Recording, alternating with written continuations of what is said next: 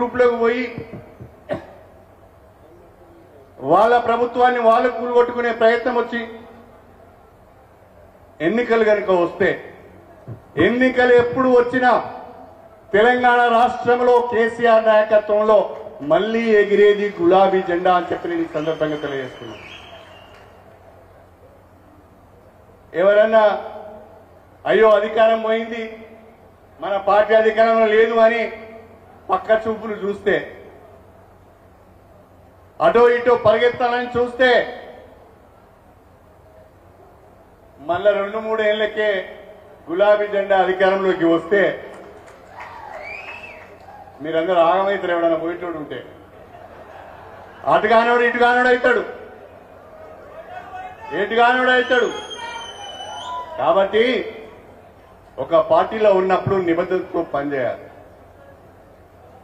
పార్టీలో జరిగిన లోటుపాట్లన్నింటినీ సమీక్షించుకున్నాం, ప్రభుత్వంలో జరిగిన లోటుపాట్లను సమీక్షించుకున్నాం. మళ్ళీ ప్రజల్లోకి వెళ్లాలని, ప్రజల కొరకే పోరాటం చేయాలని, తెలంగాణ హక్కులను కాపాడాలని చెప్పి మళ్ళీ కేసీఆర్ గారు 13వ తారీఖున కృష్ణా నదీ జలాలపైన మనకున్న హక్కులను కాపాడుకోవడానికి కృష్ణా నది పైన ఉన్న ప్రాజెక్టులను కృష్ణా రివర్ మేనేజ్మెంట్ బోర్డుకు అప్పగించడము సరైనది కాదు, తెలంగాణకు అన్యాయం జరుగుతుందనే ఒక ప్రధానమైన ఆలోచనతో ఆశయంతో తెలంగాణ ప్రజల పక్షాన పోరాటం చేయడానికి నల్గొండలో భారీ బహిరంగ సభ నిర్వహించబోతున్నాం.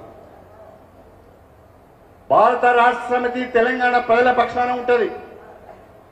భారత రాష్ట్ర సమితి తెలంగాణ ప్రజల హక్కులను కాపాడుతుంది. భారత రాష్ట్ర సమితికి తెలంగాణ తప్ప మరొక రెండో ఆలోచన ఉండదు. మనమందరం కూడా ఆలోచించాలి. కాంగ్రెస్ పార్టీ, భారతీయ జనతా పార్టీ రెండు కూడా జాతీయ పార్టీలు. ఇవాళ కృష్ణా నదికి సంబంధించిన సమస్యనే వచ్చింది. ఈ సమస్య మహారాష్ట్ర, కర్ణాటక, తెలంగాణ, ఆంధ్ర 4 రాష్ట్రాల మధ్యన ఈ సమస్య ఉన్నది.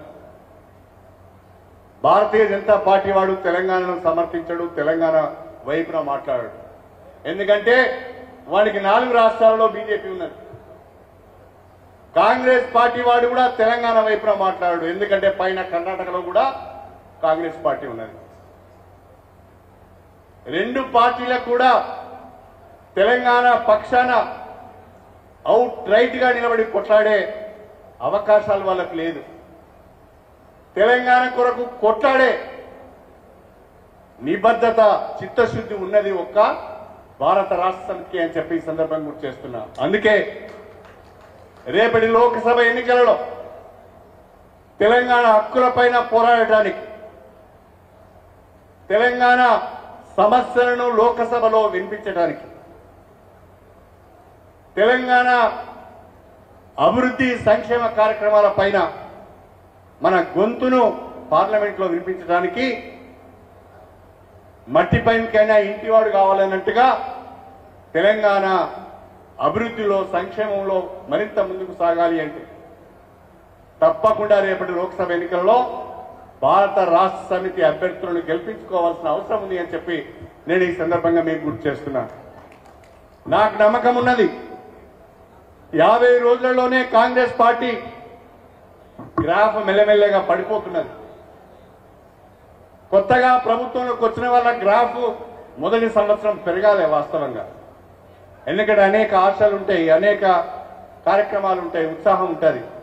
కానీ అధికారంలోకి వచ్చిన మొదటి రోజు నుండే కాంగ్రెస్ పార్టీ గ్రాఫ్ పడిపోతున్నది.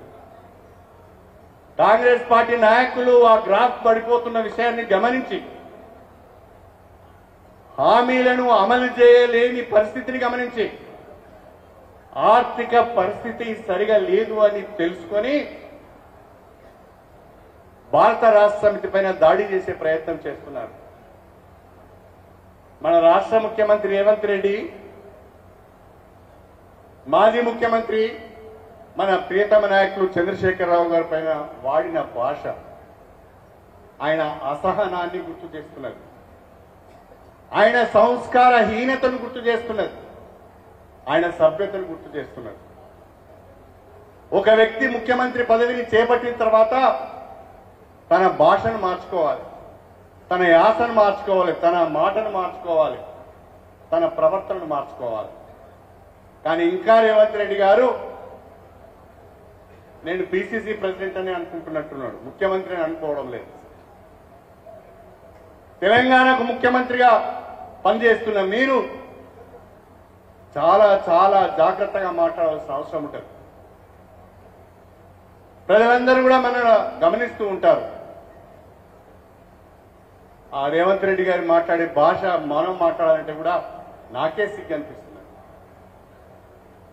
ఇక ఇంకో ఆయన ఉన్నాడు, నిన్న మొన్నటి వరకు మీ దగ్గర ఎంపీగా పనిచేసిన ఆయన. రైతు బంధు గురించి అడిగితే రైతు బంధు రాలేదు అని అంటే రైతులను చెప్తూ కొట్టాలి అంటాడు ఆయన.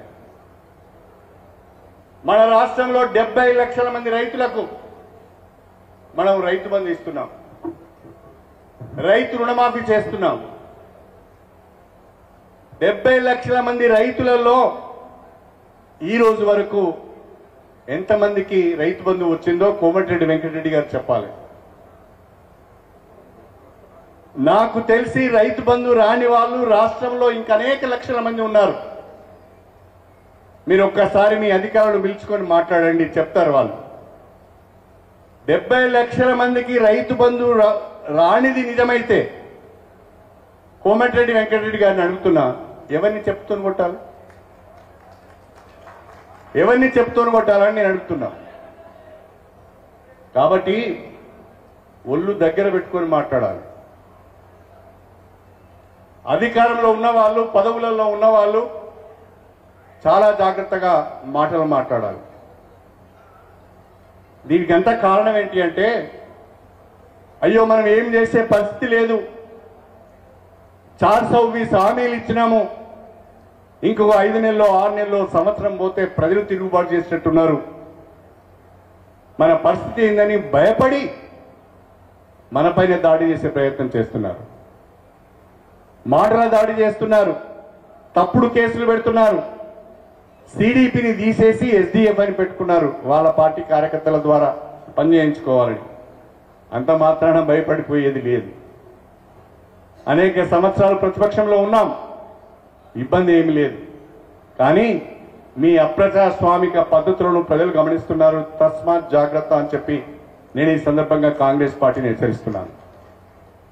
రాబోయే రోజులు భారత రాష్ట్ర సమితివి, రాబోయే రోజులలో వచ్చే ప్రభుత్వం కూడా భారత రాష్ట్ర సమితిదే. ఎవరికి ఏ రకమైన అనుమానం ఉండవలసిన అవసరం లేదు. నేను సోదరులు పల్లరాజేశ్వర రెడ్డి గారు ఉమ్మడి జిల్లాలో ఏ ఒక్క నాయకునికి, ఏ ఒక్క కార్యకర్తకు ఇబ్బంది వచ్చినా వాళ్ళ